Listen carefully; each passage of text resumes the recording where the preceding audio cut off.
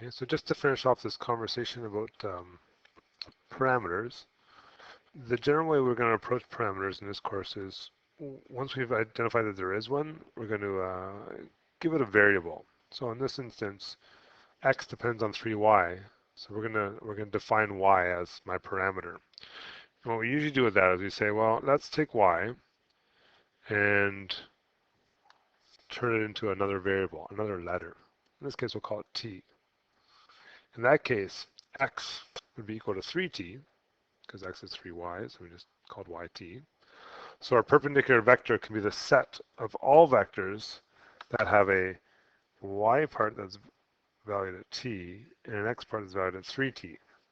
That way we're only dealing with one letter. Okay? Any value we choose for t, we can figure out what the x and the y components will be. For example, if I said, oh, let's make t equal 6, a perpendicular vector would have to be, well, 3 times 6 makes 18 and 6. And it would have to be perpendicular to our initial vector. We get to choose what number we want to fill in for our parameter, and our vector formula, if you will tell us what the vector is going to be that is perpendicular. Okay, so if we take a look at the last example here, one of the most important properties of this dot product equaling 0 idea is to figure out a vector that's perpendicular to two other vectors. This really makes a difference when you talk about three-dimensional vectors. If I had two vectors that are on the floor, let's say one goes this way, one goes this way, and they're both on the floor, it's hard to draw in three-dimensional, but think about 3 dimensions. A vector that would be perpendicular to both those would be one that points towards the roof. Maybe make a 90 with this, it would make a 90 with this, and we'd end up with something perpendicular to both.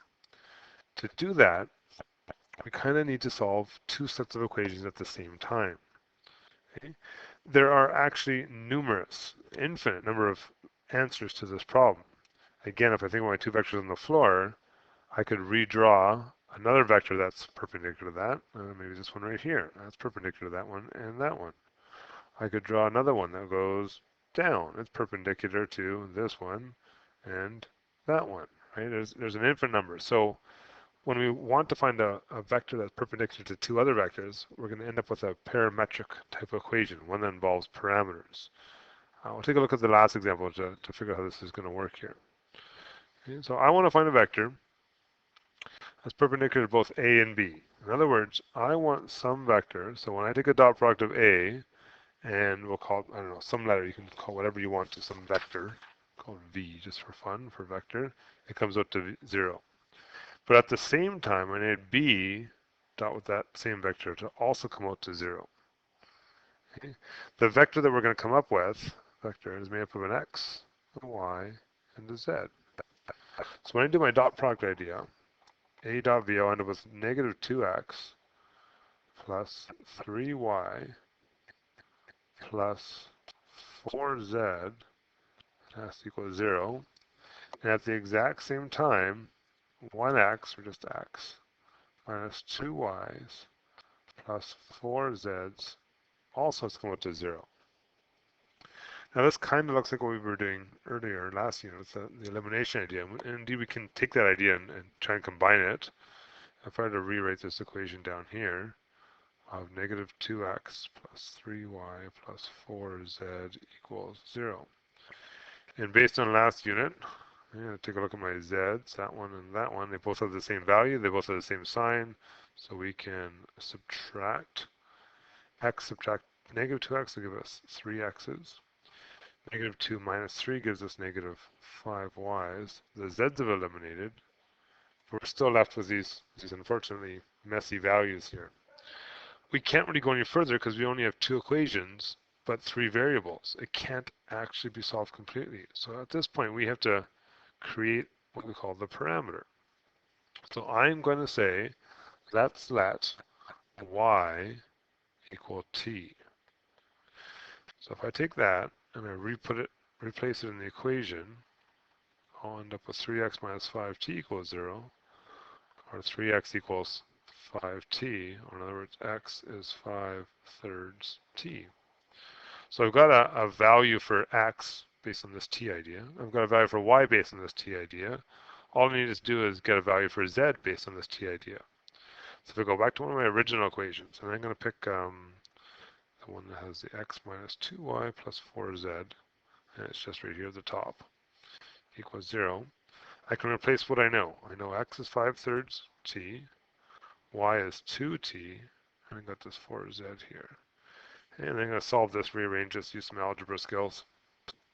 Oops, sorry, that's not 4t. Do that part. That should be 4z, right? 4z. So 2t plus 4z equals 0.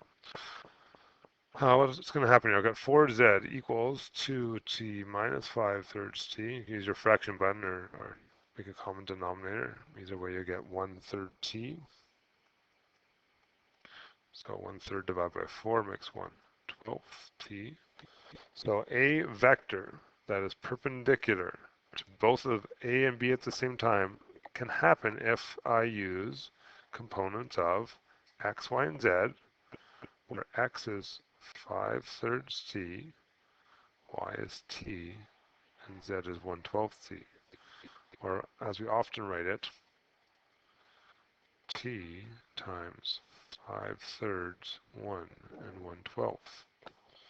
At this point, it's your choice of what you want to use for t. What's a nice number we can use? Well, if I had to pick a real vector that's going to be perpendicular, let's see what happens when t equals 12. Well, 12 times 5/3, and I picked 12 because I see a fraction of 1/12 in here, makes my life easier. 12 times 5/3 is 20, 12, and 1.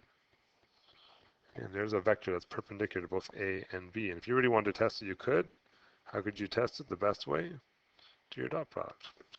So for example, a dot b, where a was, what was the coordinate? Negative 2, 3, 4, dotted with 20, 12, and 1. I end up with negative 40, 36, and 4. Plus 9 there. And it comes out to 0, as we wanted. So as I said, this is one of our big applications of dot product, and especially in 3 dimensions, is finding something perpendicular to other vectors, either one at a time or two at a time.